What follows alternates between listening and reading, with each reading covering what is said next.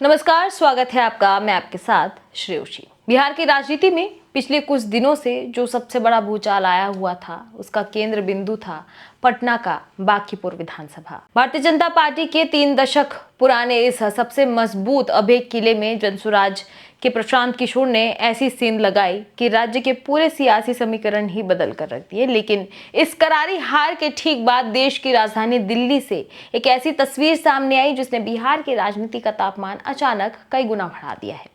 जी हां, चुनाव नतीजे के तुरंत बाद बिहार के मुख्यमंत्री नीतीश कुमार अचानक दिल्ली पहुंचे और प्रधानमंत्री नरेंद्र मोदी से उनकी एक बेहद अहम और लंबी मुलाकात हुई।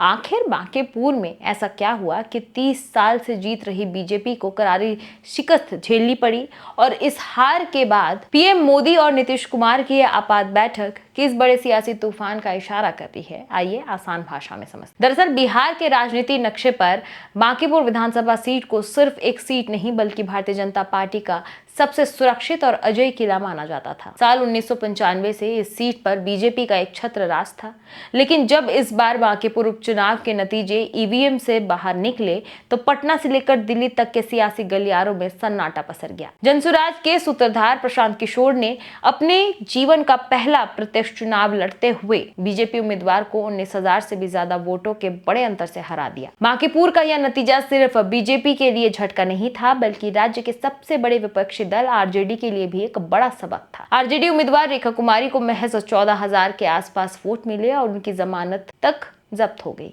यानी कि बिहार की जनता ने इस चुनाव में सत्ता पक्ष और पारंपरिक विपक्ष दोनों को नकारते हुए तीसरा विकल्प पर अपनी मुहर लगाई है। राजनीतिक एक्सपर्ट्स की माने तो बांकीपुर में बीजेपी की हार की सबसे बड़ी वजहों में उम्मीदवार चयन की हड़बड़ी, 30 साल की सत्ता की थकान और एन चुनाव से पहले छात्रों और युवाओं के बीच असंतोष था। लेकिन बांकीपुर के इस जनादेश की धमक अभी शांत नहीं हुई थी कि अचानक दिल्ली में एक नई सियासी हलचल शुरू हो गई है।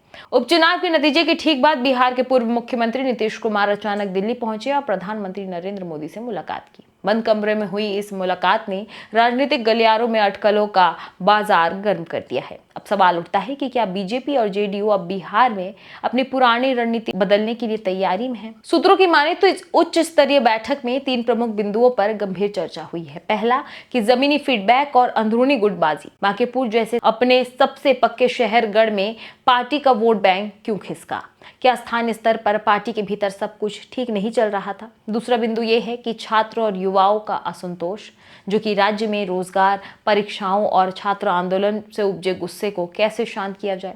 तीसरे बिंदु पर बात हुई कि आगामी चुनाव की नई घेराबंदी, यानी कि क्या प्रशांत किशोर के रूप में उठ रहे तीसरे विकल्प को रोकने के लिए एनडीए को अब नए सिरे से अपना सोशल इंजीनियरिंग मॉडल तैयार करना होगा। इधर जीत के बाद प्रशांत किशोर के तेवर और ज्यादा तलख नजर आ रहे हैं। उन्होंने साफ शब्दों में कह दिया है कि जनता ने साबित कर दिया है कि लोकतंत्र किसी पार्टी की भपौती नहीं है। प्रशांत किशोर का दावा है कि बांकीपुर से शुरू हुई यह वायर अब पूरे बिहार में बदलाव का एक नया रास्ता तय करेगी। अब सवाल ये उठता है कि बांकीपुर का यह उपचुनाव महज एक अपवाद था या फिर बिहार की राजनीति में आने वाले बड़े ऐतिहासिक बदलाव की पहली घंटी। बांकीपुर के इस जनादेश ने बिहार की सत्ताधारी पार्टी से लेकर मुख्य विपक्षी दल तक सबको नए सिरे से सोचने पर मजबूर कर दिया है। एक तरफ जहां प्रशांत किशोर अपनी इस ऐतिहासिक जीत को जनसुराज के लिए संजीवनी बता रहे हैं, तो वहीं दूसरी तरफ दिल्ली में पीएम मोदी और नीतीश कुमार की यह आपात मुलाकात इशारा कर रही है कि एनडीए बहुत जल्द बिहार में अपनी रणनीति में बड़ा फेरबदल कर सकता है।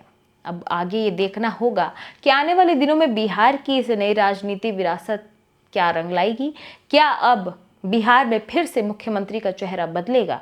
ये तो अब देखने वाली बात होगी। इस वीडियो पर आपकी क्या राय है? कमेंट बॉक्स पे जरूर बताएं।